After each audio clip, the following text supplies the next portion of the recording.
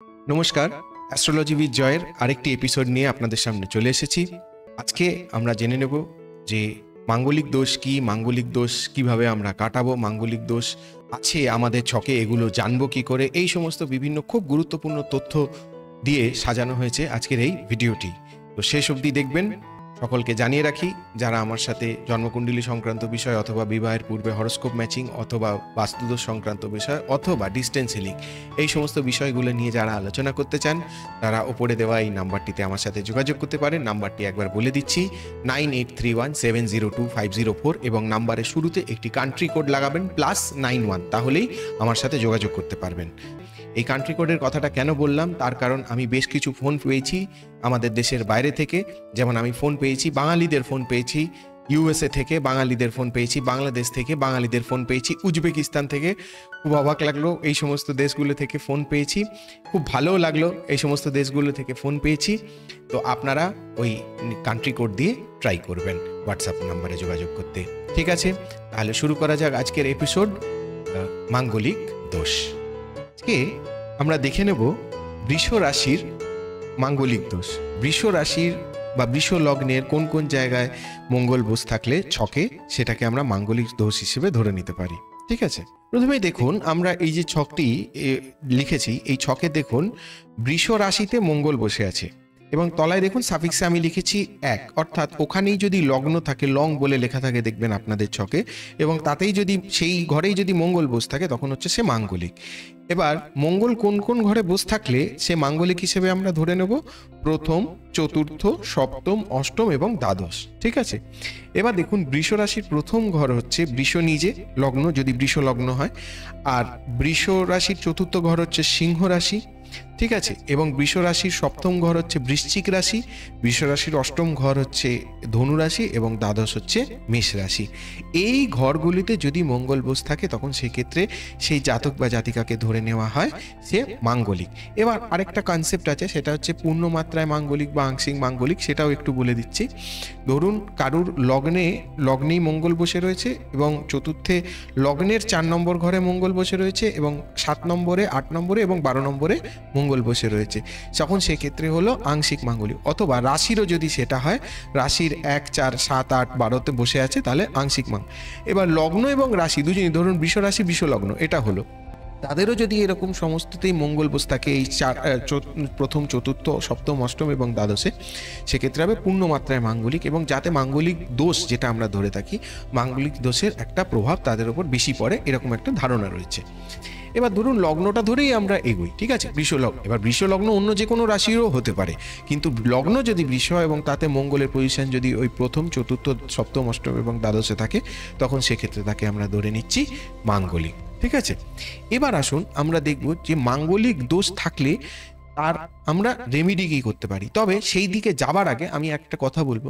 দেখুন, মাঙ্গলিক দোষ থাকলে অনেকেই মনে করে যে মাঙ্গলিকের সাথে যদি অমাঙ্গলিকের বিয়ে হয়, তাহলে সেক্ষেত্রে অনেকেই অমাঙ্গলিকের মানে ওই বৈধব্য যোগ নেমে আসার একটা সম্ভাবনা থাকে। ঠিক আছে, তো এটা আমাদের মধ্যে একটা চালু কনসেপ্ট আছে। এবার আমি অধিকাংশ ক্ষেত্রে এত বছর ধরে দেখছি ছক, তাতে আমি যেটা দেখেছি, অমাঙ্গলিকের সাথে যদি মাঙ্গলিকের বিবাহ হয়, তাদের মধ্যে সাংসারিক অশান্তিটা কিন্তু তুলনামূলকভাবে বড্ড বেশি হয়, সেটা নারী হোক বা পুরুষ হোক, সাংসারিক অশান্তি অনেক বেশি। এবার আপনি বলুন কোন সংসারে অশান্তি হয় না? অশান্তি তো সমস্ত সংসারে হয়।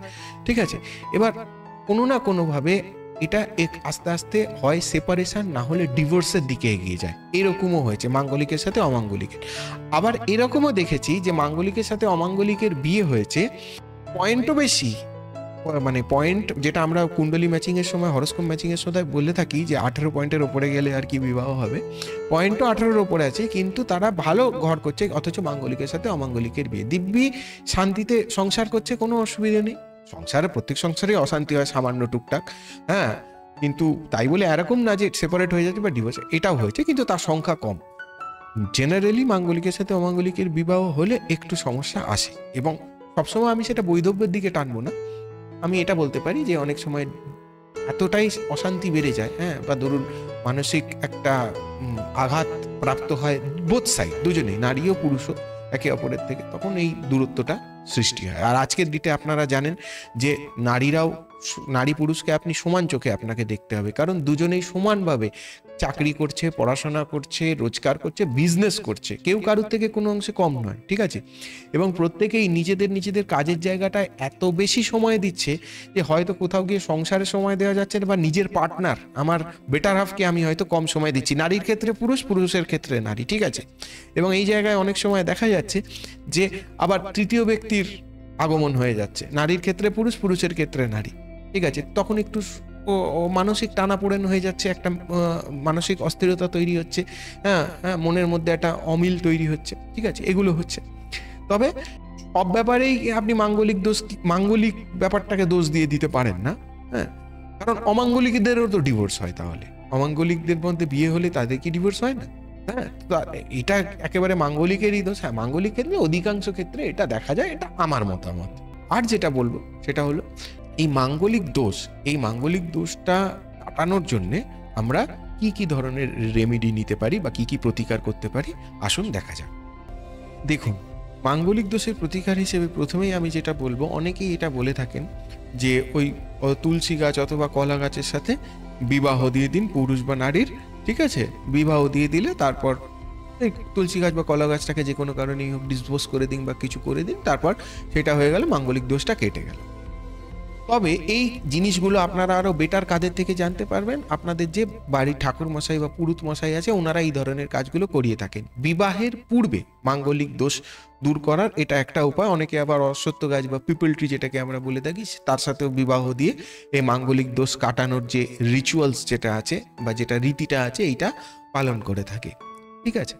এগুলো আপনাদের যে ঠাকুর মশাই, পুরুত মশাই, এনাদেরকে বললে এনারা বিস্তারিত আপনাদেরকে বলে দেবে কোনটা করতে হবে। কিন্তু তার আগে এটা জানা দরকার যে আপনি মাঙ্গলিক কিনা। যদি নিজেরা কনফিডেন্ট না থাকেন, তাহলে যে কোনো অ্যাস্ট্রোলজারের সাথে কনসাল্ট করে এটা জেনে নিন যে আপনি মাঙ্গলিক কিনা, মানে আপনার মাঙ্গলিক পাত্রীর দরকার কিনা।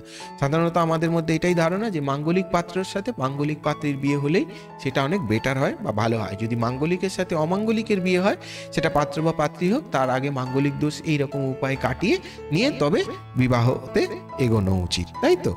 তো সেটা আপনারা দেখে নিলেন ঠাকুরমশাইয়ের সাথে আলোচনা করে, যোগাযোগ করে, যে এটা কি হতে পারে, কিভাবে এটাকে এই পদ্ধতিতে, এই বিবাহ দিয়ে, গাছের সাথে বিবাহ দিয়ে, এটাকে বলা হয় কুম্ভ বিবাহ, ঠিক আছে? কুম্ভ বিবাহ বলা হয় এইটাকে। আসুন পরের রেমেডিটা দেখে নিই। এই পরের রেমেডিতে যাওয়ার আগে কয়েকটা কথা বলে রাখি যে এই যে রেমেডিটা আমি বললাম, এটা সাধারণত আমরা যারা হিন্দু ধর্মের লোক আছি তারা এই রেমেডিটা ফলো করতে পারি, ঠিক আছে? এবারে আমার কাছে এমন বহু ফোন এসছে যারা কিনা হিন্দু ধর্মের নয়, অন্য ধর্মের। কাজে এমন আমাকে রেমেডি বলতে হবে যেটা আমার চ্যানেলের সমস্ত দর্শকদের জন্যই সুবিধাজনক হয় এবং নিজেরা রেমেডি নিয়ে তারা ভালো থাকতে পারে, ঠিক আছে? তো আমি এরপরে যে রেমেডিটা বলবো সেটা যে কেউ করতে পারে, সে যে কোনো ধর্মেরই হোক, যে কেউ এই পরের রেমেডিটা করতে পারে। আসুন দেখে নিই। দেখতেই পাচ্ছেন মুসুর ডাল, ঠিক আছে? এই মুসুর ডালটা কি করবেন? লাল রঙের মুসুর ডাল, মঙ্গলবার দিন করে, মঙ্গলবার দিন করে এই মুসুর ডাল। আর আরেকটা জিনিস আপনাদেরকে দেখাবো, এই যে গুড় দেখতে পাচ্ছেন, মুসুর ডাল, গুড়, এই মুসুর ডাল আর গুড় এগুলো মঙ্গলবার দিন করে আপনারা দান করবেন, ঠিক আছে? কাকে দান করবেন? যে কোনো গরিব মানুষকে দান করবেন। অ্যাটলিস্ট গুড় বা মুসুর ডাল এমন লোককে দান করবেন, গরিব হতে পারে কিন্তু অন্তত যেন নিজের রান্নাটুকু নিজে করে নিতে পারে, এরকম গরিব মানুষ। কেন মুসুর ডাল দিলেন একেবারেই যা রান্না করার জায়গা নেই, সে কি করে করবে? মানে আপনি যে দানটা করছেন সেই দানটা তিনি যেন মানে খান নিজে, মানে সেটা গ্রহণ করেন। যত গ্রহণ করবে তত আপনাদের যে মাঙ্গলিক দোষের যে একটা সমস্যা, সেই সমস্যাগুলো কিন্তু অনেকটাই কেটে যাবে। কারণ মাঙ্গলিক দোষ তো শুধু হিন্দুদের হয় না, মাঙ্গলিক দোষ অন্য সম্প্রদায়ের লোকেদেরও হতে পারে, ঠিক আছে? তো এই মাঙ্গলিক দোষটা কাটানোর জন্য এটা কিন্তু একটা খুব গুরুত্বপূর্ণ রেমেডি, এই মুসুর ডাল দান এবং গুড় দান। এবং এটা আপনারা আরেকটা কাজ করতে পারেন, লাল রঙের যে কোনো কাপড়ে, চেলি কাপড় যেরকম হয়, তাতে মুড়িয়ে নিয়ে তাকে এই দানটা করতে পারেন, ঠিক আছে? দেখুন, আমি এই মাঙ্গলিক দোষ মঙ্গলের সমস্যার জন্য, তার জন্য দেখুন বৃষরাশি এবং মাঙ্গলিক দোষের দুজনের মাঝখানে আমি একটা মঙ্গলের সিম্বলও দিয়েছি। এটা মঙ্গল, রেড প্ল্যানেট বলা হয়, তো তাই এই ছবিটা আমি দিয়েছি। এবার আসুন পরের যে রেমেডিটা সেটা বলি। পরের রেমেডিটা হচ্ছে, দেখুন আপনারা দেখতে পাচ্ছেন এখানে হনুমান চাল্লিশা। এবার এই হনুমান চাল্লিশার কথা কেন বলছি? হনুমান চাল্লিশা ভীষণ গুরুত্বপূর্ণ। মানে জয় হনুমানজি বলে আপনি হনুমান চালিসা পাঠ করলে যে কোনো বিপদ, যে কোনো বাধাই দূর হয়ে যায়, এ বিষয়ে কোনো সন্দেহ নেই, ঠিক আছে। কিন্তু হনুমান চালিসা মাঙ্গলিক দোষে ভীষণ কার্যকরী। যারা মাঙ্গলিক আমি তাদেরকে বলবো অন্তত প্রত্যেক মিস করবেন না কোনো মঙ্গলবারগুলো, প্রত্যেক দিনই পড়তে পারেন সেটা কোনো কথা না, কিন্তু মঙ্গলবারগুলো কোনোভাবেই মিস করবেন না। সকালবেলা উঠে হনুমান চালিসা পাঠ করুন, ঠিক আছে। তাতে মাঙ্গলিক দোষ, হনুমান চালিসা পাঠ করুন, হনুমানজিকে একটু লাড্ডু নিবেদন করুন, ঠিক আছে। আপনি যেভাবে হনুমানজির আরাধনা করেন করুন, ঠিক আছে। নিজের বড় দাদার মতো, ভাইয়ের মতো ওনাকে দেখুন, নিজের মাঙ্গলিক দোষের কথাটা জানান, ঠিক আছে। তো হনুমানজির আরাধনা করলে, হনুমান চালিসা পাঠ করলে কিন্তু আপনারা ভীষণ ভালো মাঙ্গলিক দোষের একটা ফল পাবেন। তাতে মাঙ্গলিক দোষটা অনেকটা আপনাদের রিডিউস হয়ে যায়। মাঙ্গলিক দোষের জন্য যে যে নেগেটিভ এফেক্টগুলো আপনাদের জীবনে আসে, কিন্তু এখানেও আমার একটা কথা বলার আছে, মাঙ্গলিক দোষকে আপনারা সবসময় নেগেটিভও বলবেন না। তার কারণ বলছি, তার কারণ যারা মাঙ্গলিক হয় না তাদের মধ্যে একটা এক্স ফ্যাক্টর থাকে, ঠিক আছে। এক্স ফ্যাক্টর বলতে তারা একটু গুণের হয়, তাদের মধ্যে বেশ কিছু গুণ থাকে। হ্যাঁ, ধরুন আমি সবসময় সেটা সৌন্দর্যের রেসপেক্টে বিচার করব না, সুন্দর তো হয় অনেক ক্ষেত্রে, ধরুন সুন্দর নয় অথচ এত সুন্দর কথা বলে যে মানুষ তাদের পেছনে দৌড়ায়, ঠিক আছে। বা তাদের কোনো একটা কাজ করার ধরন এত সুন্দর, বা খেলে তো ভালো খেলে যে মানুষ তাকে চায় যে সে আমার টিমে খেলুক, এরকম একটা ব্যাপার। বা এত সুন্দর রান্না করে যে চায় সে আমার জন্য রান্না করে দিক, এরকম একটা ব্যাপার। তো তাদের মধ্যে, বা কথা বলছে, পাঁচজনের মাঝখানে দাঁড়িয়ে কথা বলছে, পাঁচজন হাঁ করে তার কথাটা শুনছে, ঠিক আছে। তো এই যে ব্যাপারগুলো না, এগুলো মাঙ্গলিক যাদের লক্ষণ থাকে না তাদের মধ্যে কিন্তু এগুলো দেখা যায়, তার মধ্যে একটা এক্স ফ্যাক্টর থাকে, বুঝেছেন। তো মাঙ্গলিককে সবসময় আপনারা নেগেটিভ দিকেই বিচার করবেন না। স্বাভাবিক, যার ডিমান্ড বেশি তার তো ব্যস্ততা বেশি হবে, আর যার ব্যস্ততা বেশি সে একটু সময়টা কম দিতে পারবে, এ বিষয়ে কোনো সন্দেহ নেই, ঠিক আছে। তো আসুন পরের রেমেডিটা দেখা যাক।